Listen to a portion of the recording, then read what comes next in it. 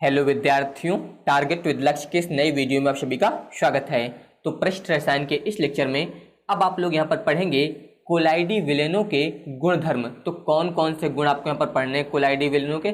सबसे पहले आप पढ़ेंगे यहाँ पर अणुसंख्य गुण, अणुसंख्य गुण।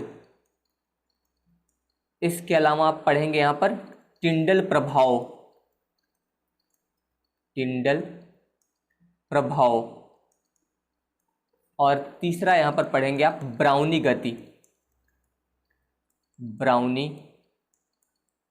गति। और इसके अलावा आप यहां पर पढ़ेंगे विद्युत कण संचलन, विद्युत कण संचलन। तो यहां पर ये 4 प्रकार के गुण पढ़ेंगे। तो पहला ध्यान दीजिए, यहां पर है अणुसंख्य गुण। तो यहाँ पर अणुसंख्य यानी कि यहाँ पर संख्या से मतलब है। तो आपको 2 प्रकार के विलेन बताए गए हैं। एक आपको बताया गया है वास्तविक विलेन और दूसरा आपको बताया गया है कोलाइडी विलेन। तो वास्तविक विलेन में जो कणों का आकार होता है वो 1 नैनोमीटर से छोटा होता है। वास्तविक विलेन में कणों का जो आकार होता है वो 1 नैनोमीटर से छोटा होता है। इसके बारे में आपको पहले से बताया गया है। इसके अलावा जो कोलाइडी विलेन होता है इसमें जो है यहाँ पर जो कणों का आकार होता है वो 1 नैनोमीटर से लेकर 1000 नैनोमीटर के बीच होता है। तो यहाँ पर अगर वास्तविक विलेन और कोलाइडी विलेन दोनों को जो है समान सांद्रता में लिया जाए, यानी कि आप बता सकते हैं यहाँ पर कि समान सांद्रता वाले वास्तविक विलेन और कोलाइडी विलेन अगर इन दोनों की तुलना की जाएगी तो यहाँ पर जो कोलाइडी विलेन होगा इसमें जो है कणों की संख्या जो होगी वो कम होगी, क्योंकि यहाँ पर इनका आकार जो है वो बड़ा है और इसमें आकार जो है छोटा है। तो कोलाइडी विलेन में जो कणों की संख्या होती है वो यहाँ पर कम होगी, क्योंकि इसमें जो यहाँ पर कण होंगे वो समूह यानी कि पुंज के रूप में होते हैं। कोलाइडी विलेन में जो कण होते हैं ये समूह के रूप में होते हैं। समूह का मतलब आप बोल सकते हैं यहाँ पर ये जो है पुंज के रूप में होते हैं। तो अगर यहाँ पर कणों की संख्या कम है तो इसका मतलब आप बता सकते हैं कि यहाँ पर अणुसंख्य गुणधर्म का जो मान होगा वो भी यहाँ पर जो है कोलाइडी विलेन का कम हो जाएगा, क्योंकि इसमें जो है वास्तविक विलेन की तुलना में कणों की संख्या जो है वो कम है। इसलिए यहाँ पर जो है अणुसंख्य गुणधर्म जो होंगे ये भी जो है वास्तविक विलेन की तुलना में कम होंगे। तो ये पॉइंट आप लोग याद रखिएगा।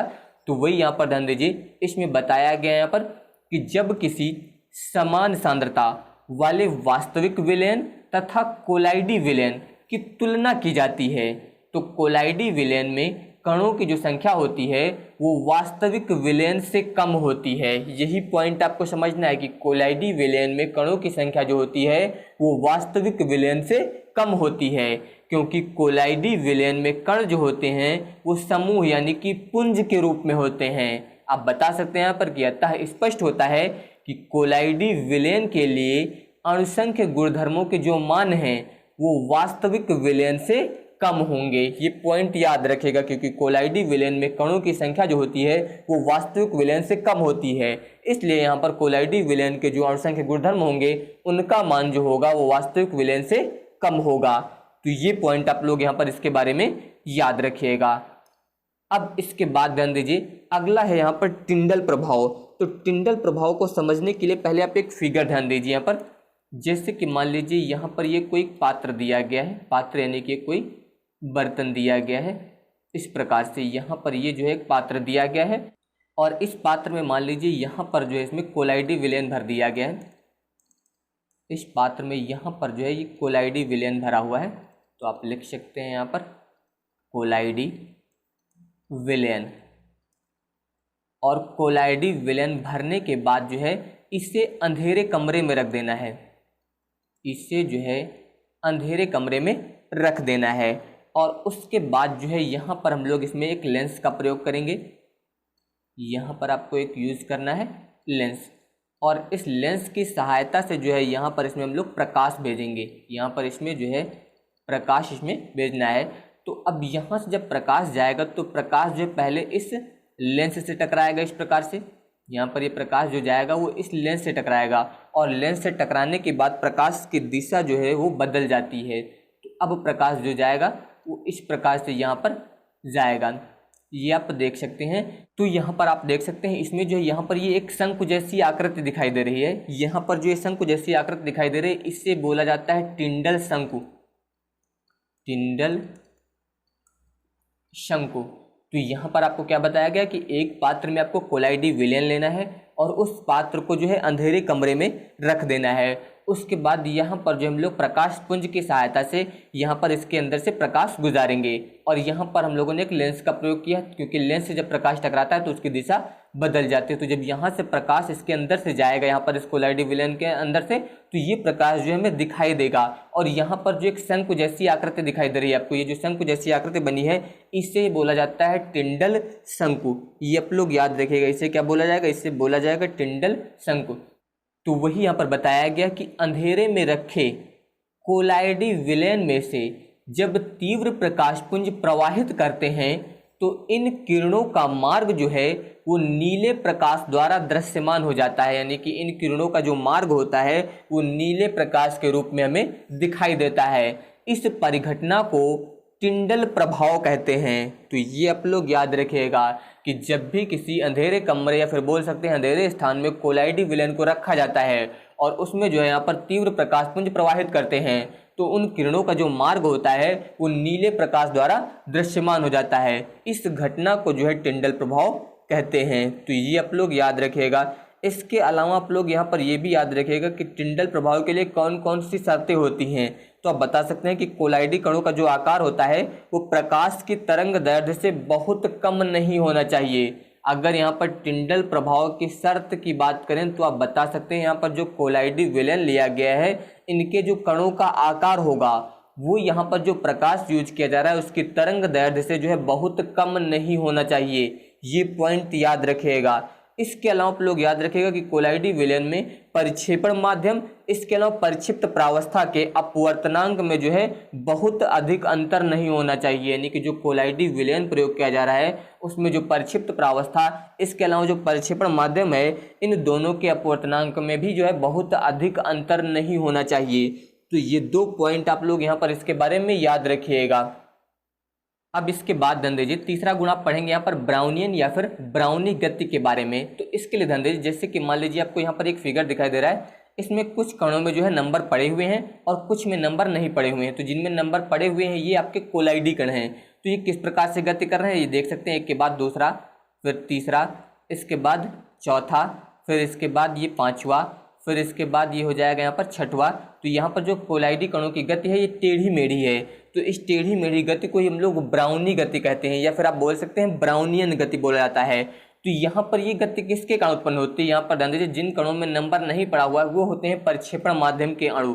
तो परिक्षेपण माध्यम के जो अणु होते हैं वो इन कणों पर जो है असमान प्रहार आरोपित करते हैं। तो असमान प्रहार के कारण जो है यहाँ पर ब्राउनी गति उत्पन्न होती है। तो ये आप लोग याद रखिएगा कि कोलाइडी कणों की टेढ़ी मेढ़ी गति को हम लोग ब्राउनी गति कहते हैं। इसके अलावा ये गति किसके कारण उत्पन्न होती है, यहाँ पर जो परिक्षेपण माध्यम के अणु होते हैं इनके असमान प्रहार के कारण जो है यहाँ पर ब्राउनी गति उत्पन्न होती है। तो वही यहाँ पर ध्यान दीजिए बताया गया कि कोलाइडी कणों की तीव्र टेढ़ी मेढ़ी गति को ब्राउनी गति कहते हैं। और इसके अलावा कोलाइडी कणों पर गति करते हुए परिक्षेपण माध्यम के अणुओं के असमान प्रहारों के कारण जो है ब्राउनी गति उत्पन्न होती है। और ब्राउनी गति के द्वारा जो है कोलाइडी विलयन के स्थायित्व प्राप्त करते हैं। आप लोग याद रखिएगा ब्राउनी गति के द्वारा जो है कोलाइडी विलयन स्थायित्व प्राप्त करते हैं तथा इसके द्वारा जो है यहाँ पर अवोगाद्रो संख्या का मान ज्ञात किया जाता है। तो ये पॉइंट याद रखिएगा कि ब्राउनी गति के द्वारा जो है अवोगाद्रो संख्या का मान ज्ञात किया जाता है। इसके अलावा भी आप कुछ पॉइंट याद रख सकते हैं, आप नोट करना चाहें तो नोट कर सकते हैं। आप बता सकते हैं कि ताप बढ़ने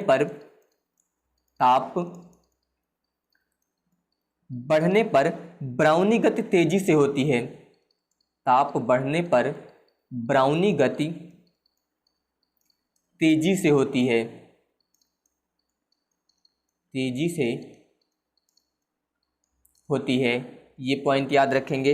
इसके अलावा बता सकते हैं कि ब्राउनी गति से जो है गतिज ऊर्जा की संपुष्टि होती है। ये भी आप बता सकते हैं। यहाँ पर आप लिखना चाहे तो लिख सकते हैं ब्राउनी गति से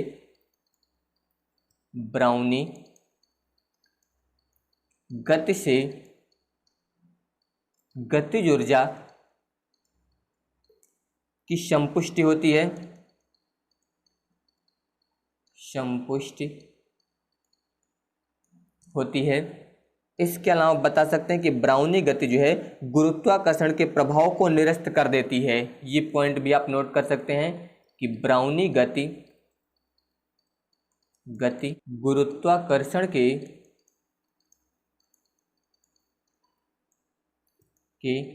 प्रभाव को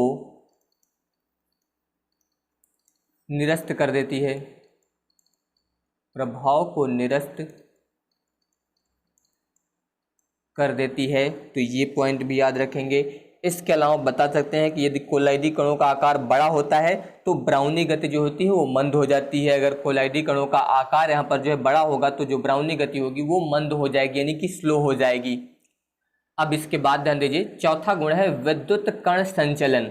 इसके लिए पहले आप यहाँ पर एक एग्जाम्पल ध्यान दीजिए। यहाँ पर देख सकते हैं आप, एक यू आकार की नली दी गई है और इस यू आकार की नली में जो है यहाँ पर H2S3 इसका जो है यहाँ पर ऋणावेशित कोलाइडी विलयन भरा गया है। इस यू आकार की नली में जो है H2S3 का जो है ऋणावेशित कोलाइडी विलयन भरा गया है और इसमें जो है यहाँ पर प्लेटिनम के 2 इलेक्ट्रोड लगे हैं। देख सकते हैं यहाँ पर जो है प्लेटिनम के इलेक्ट्रोड लगाए गए हैं। ये जो है यहाँ पर प्लेटिनम के इलेक्ट्रोड लगाए गए हैं। तो यहाँ पर ध्यान दीजिए, यहाँ पर ये ऋणावेशित कोलाइडी विलयन भरा गया है। तो इसके जो ऋणावेशित कण होते हैं वो यहाँ पर एनोड की ओर गति करने लगते हैं। तो यहाँ पर ध्यान दीजिए, ये दिया गया है धनात्मक इलेक्ट्रोड और ये दिया गया है यहाँ पर ऋणात्मक इलेक्ट्रोड। धनात्मक यानी कि इससे आप बोलेंगे एनोड और इससे बोला जाएगा यहाँ पर कैथोड।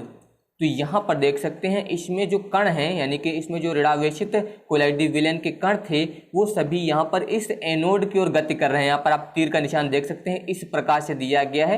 यहाँ पर जो तीर का निशान लगा है वो इस प्रकार से लगा है। इसका मतलब जो भी ऋणावेशित कण थे वो सभी यहाँ पर किसकी ओर गति कर रहे हैं, एनोड की ओर गति करने लगते हैं। तो यहाँ पर ध्यान दीजिए, ये सभी जो है एनोड की ओर गति करने लगते हैं। तो यहाँ पर इसी कारण से बोला जाता है विद्युत कण संचलन। तो वही यहाँ पर बताया गया कि विद्युत क्षेत्र के प्रभाव में, विद्युत क्षेत्र के प्रभाव का मतलब जब यहाँ पर आप प्लेटिनम के इलेक्ट्रोड लगाएंगे तो यहाँ पर इसमें विद्युत क्षेत्र उत्पन्न होगा और विद्युत क्षेत्र उत्पन्न होने के कारण ही जो है यहाँ पर ऋणावेशित कोलाइडी कण जो है वो इस एनोड की ओर गति करने लगते हैं। तो वही बताया जा रहा है कि विद्युत क्षेत्र के प्रभाव में कोलाइडी कण जो है वो विपरीत आवेश वाले इलेक्ट्रोड की ओर, विपरीत आवेश मतलब ध्यान दीजिए इस एनोड पर कैसा चार्ज है, प्लस चार्ज है और इन कणों पर कैसा है, ऋण आवेश है। इसीलिए बताया गया यहाँ पर कि इलेक्ट्रोड की ओर जो है विपरीत आवेश वाले जो कण हैं वो इलेक्ट्रोड की ओर जो है गमन करते हैं, यानी कि गति करते हैं। और विद्युत क्षेत्र के प्रभाव में कोलाइडी कणों का इस प्रकार जो है इलेक्ट्रोड की ओर अभिगमन विद्युत कण संचलन कहलाता है। तो ये आप लोग याद रखिएगा यहाँ पर कि विद्युत क्षेत्र के प्रभाव के कारण जो यहाँ पर कोलाइडी कण होते हैं वो विपरीत आवेश वाले इलेक्ट्रोड की ओर गति करने लगते हैं और इस घटना को हम लोग बोलते हैं विद्युत कण संचलन। तो ये पॉइंट याद रखिएगा। तो अगर आप सभी को ये वीडियो पसंद आया हो तो इस वीडियो को लाइक, शेयर और हमारे चैनल को सब्सक्राइब जरूर करिएगा। धन्यवाद।